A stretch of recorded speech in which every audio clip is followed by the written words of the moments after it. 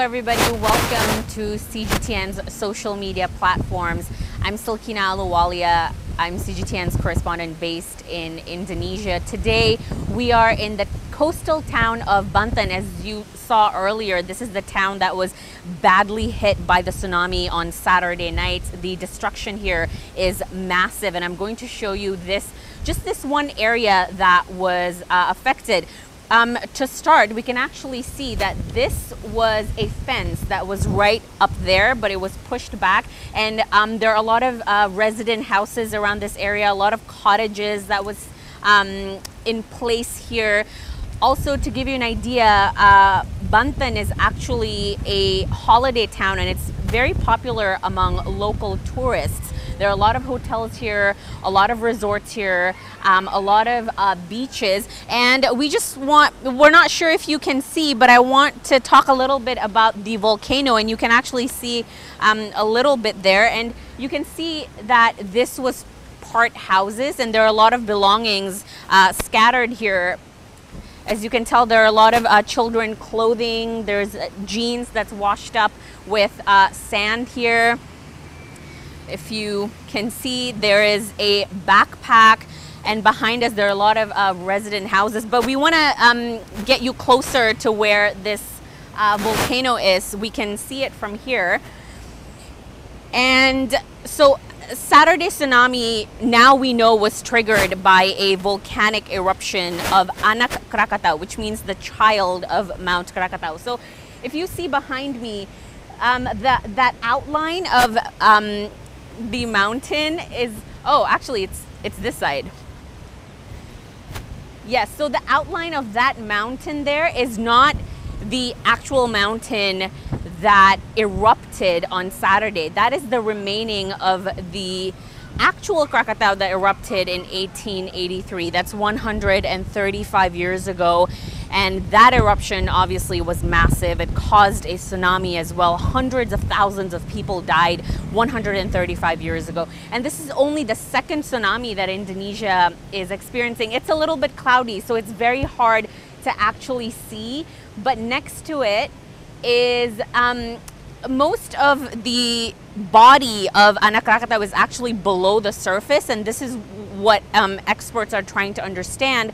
And they actually are, they say now that the cause of this tsunami was because part of the volcano's body collapsed underwater, and they're calling it an underwater landslide. So that's what happened.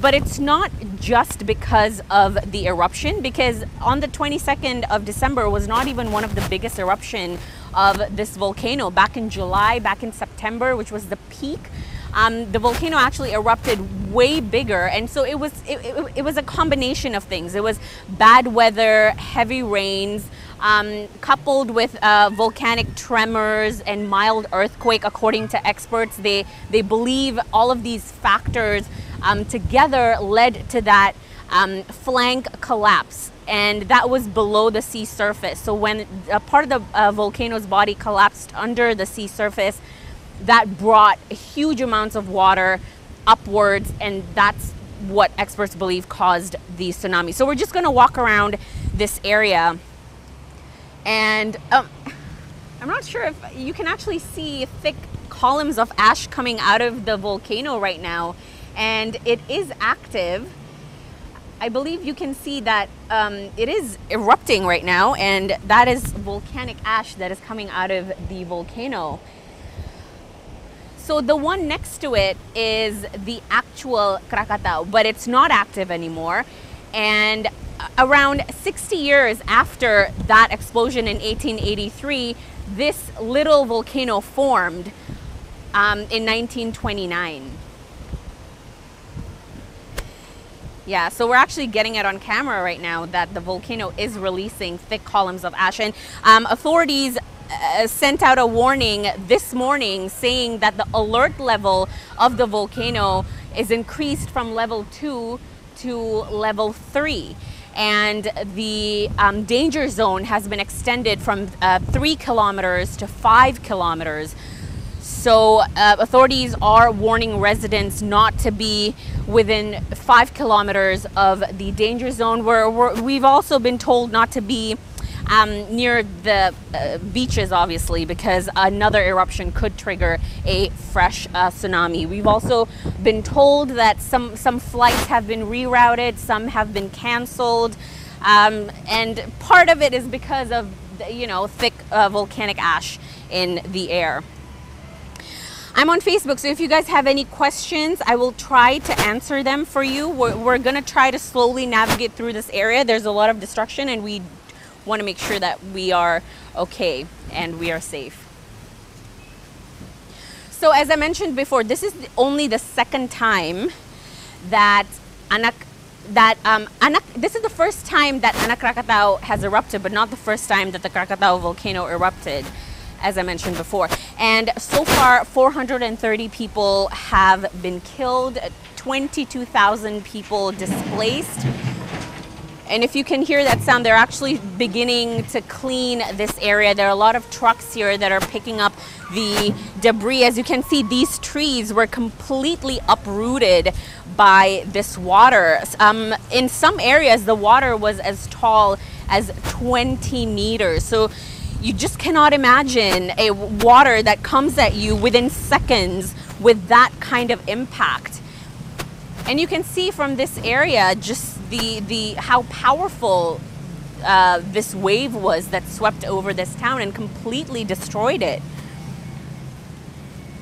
So we can see that this area was a residential area. We believe that it was a cottage before, and you can see remnants of what this cottage was. There are a lot of beds here, a lot of children's clothing and backpacks, and as we move further out, you can see that there are a lot of residents that are, you know, trying to rebuild their own homes by themselves. Of course, the Indonesian government is helping massively, but you know, from what I've seen, I've been here for about a week now, and from what I've seen is that communities are coming together and they're helping to rebuild each other's homes and lives together. So we're just going to walk around this area. To my left, you can see that there is a mattress here, a bed. And like I said, this was a cottage before. And just imagine this, what you're seeing right now was a house. They were houses, and now it's completely gone. It was completely swept away by the waves. And all you can see are just the remaining. We're going to get closer here. And you can see the remaining of the toilet there. So just imagine that this area had, it was a proper house. It had a roof over it, a full-on structure that was completely washed away by that powerful wave. And this wave actually came without warning, and there was no way that residents could have known that this huge tsunami wave was coming at them. And it's a different pattern from the tsunami that happened in Palu back in September. You know, there was an earthquake that led to the powerful tsunami. The warnings were given out, and residents were able to prepare themselves. You know, some of them could run to higher grounds. But for this one, it was an absolutely clear night. There were no earthquakes, not even any volcanic tremors. There was an eruption. But again, like I said, it wasn't a big of an eruption, but there was an eruption. But a lot of the locals did not think anything of it. So what you're seeing right now is the debris that is being cleaned after this tsunami. So we are seeing a lot of the search and rescue operations slowly happening here. Of course, the weather has been very challenging. We're very lucky right now it's not raining, because it's been raining throughout this week, and really heavy rains, and so that makes it challenging for the search and rescue team. But you can see firsthand right now that the search and rescue operation is ongoing, and of course they're working throughout the clock to make sure to find people that are still missing. There are still hundreds that are missing, and this is just one area that was affected. So you have to remember that around 30 kilometers, even more, that stretches this road was affected by the tsunami. If you have any questions, you can ask them on Facebook, and I will try to answer them as much as I can. So right now, the Indonesian government wants to make sure that their earthquake and tsunami equipments are updated and they are advanced, because if the fact that they did not have an underwater detection system was the reason why nobody prepared for this night. Sorry if it's a little bit shaky, but we're just trying to navigate this area. There's a lot of rocks and broken pieces of wood everywhere, and we just want to be careful.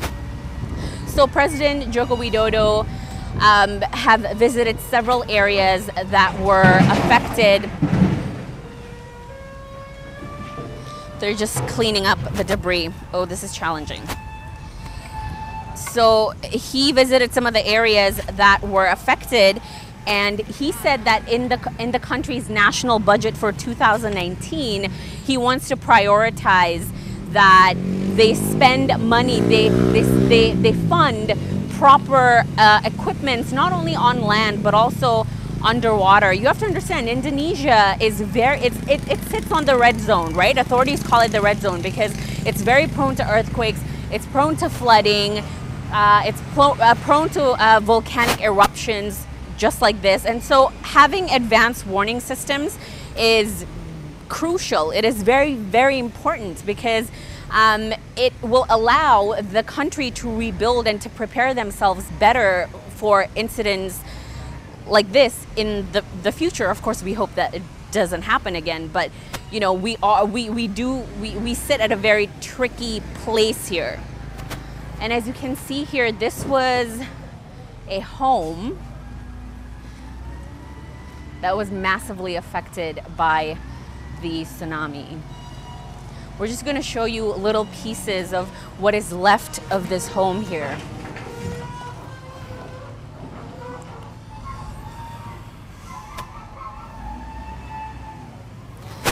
And of course, you can imagine how horrifying it is for the people that were displaced by this tsunami. The fact that the alert level of this volcano was raised from level 2 to level 3 this morning, the fact that it continues to release thick columns of ash, people that are in the evacuees, all of the evacuees that are in the evacuation camps are still living in uncertainty.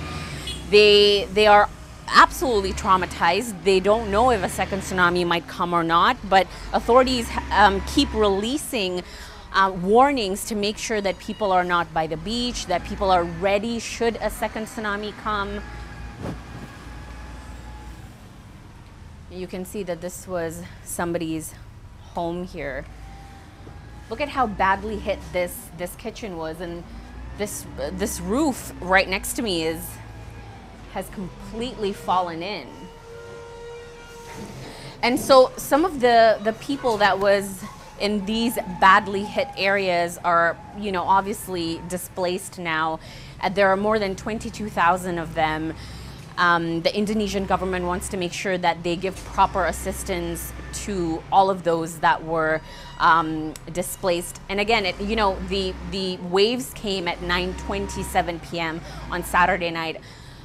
Many people were probably asleep by then, and they did not. The thing is, when I spoke to a lot of the residents, they said that tremors or eruptions from the volcano is so common, especially since July of this year when Anak Krakatau started showing activity, that when it happened on Saturday, they didn't think much of it. It didn't trigger anything in them to want to take shelter or to run to higher ground, because they felt like this was a common occurrence. They didn't feel that it was something out of the ordinary. And what's interesting about this volcano is that this tsunami, I mean, people are calling it the silent tsunami, because it really came without warning at all. And that is what's so scary about it, because if it were to happen again, you know, we would just have to be prepared. You can see the fridge absolutely totaled there.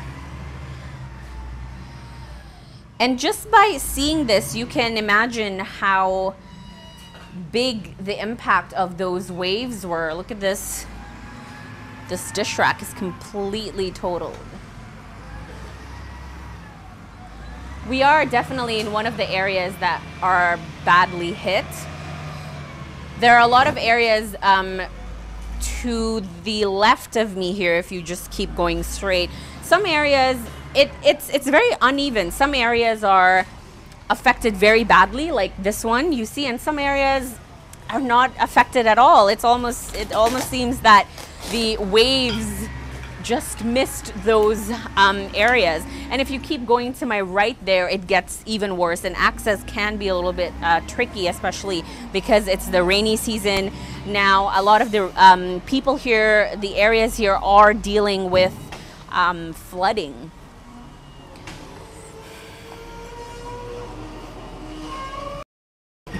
Okay, so I'm getting quite a bit of questions. People are asking, which country is that? I'm in Indonesia. We are specifically about 4 hours out of the capital city, Jakarta. We are in Banten. It's a coastal town. And we're just talking about the tsunami that hit this area in December of 22nd of December 2018. So you can tell that this was an entrance to some sort of cottage or a small villa, I believe, because there are a lot of rooms at the back there. And it's going to take time to rebuild this, which is why, you know, in times of, in such difficult times, it's very heartwarming to see a lot of the communities coming together and helping each other out and starting to rebuild their lives and their homes by themselves. Of course, support from the government is massively needed, and it's very, very important, and help is here, and it came it came a little bit slow at first, just because when the tsunami happened on Saturday, authorities weren't sure why it happened, or even if it was a tsunami. There was a warning that said that, you know, for people to calm down, because it's not tsunami, it's just high tides from the rainy season. But I think once they saw photos of the impact, and I mean, as you can see here, this is not the result of high tides. And so when they understood just how powerful these waves were, they released a warning saying it was indeed a tsunami. We're getting a lot of comments of people watching from all over the world. Thank you so much for watching and sending your condolences. It's never easy to meet people that have lost their lives and people that have lost their homes and have to rebuild all over again. Of course, it's been a very challenging year for Indonesia. We experienced 2 earthquakes in Lombok. We experienced a tsunami in Palu. There was an earthquake in Bali as well. It wasn't major, but it did affect Bali. And now, just before the end of the year, Indonesia is dealing with yet another tragedy, and it was a silent tsunami. And of course, although it is going to take time for the authorities to get to all of the affected areas, help is coming, and the residents know that. At first, it was really hard to access villages that are right at the near the crater of the volcano. But now we know that authorities have entered those areas. It was very inaccessible. what it looks like near the crater of the volcano. And the thing with Indonesia is we have so many active volcanoes, and a lot of people build their lives near there. We're a country of 250 million people. Any land that is available, people make it their homes. So there's no area where there's a volcano that is actually remote, and that's what makes it really tricky. It's very different from volcanoes in Europe, for example. I believe one of the largest volcanoes there in Iceland is completely closed off, and there are no civilizations around that area, but it's very different with Indonesia. We're getting a lot of condolences. Thank you so much for sending all of your comments. Okay, we have to move out of this area because I believe they want to clean it. Okay, anyway, thank you guys so much for watching this live stream. If you still have any questions and you want to ask them, you can ask them in the comments down below on Facebook, on Twitter, or on YouTube. And I will be here for the next couple of days to give you updates on the recent updates, especially now that the volcano's alert level has been increased from level 2 to level 3. We're obviously watching very closely. We are trying to be careful, but we want to give you the best story that we can. But thank you so much for watching, and I'll see you guys next time.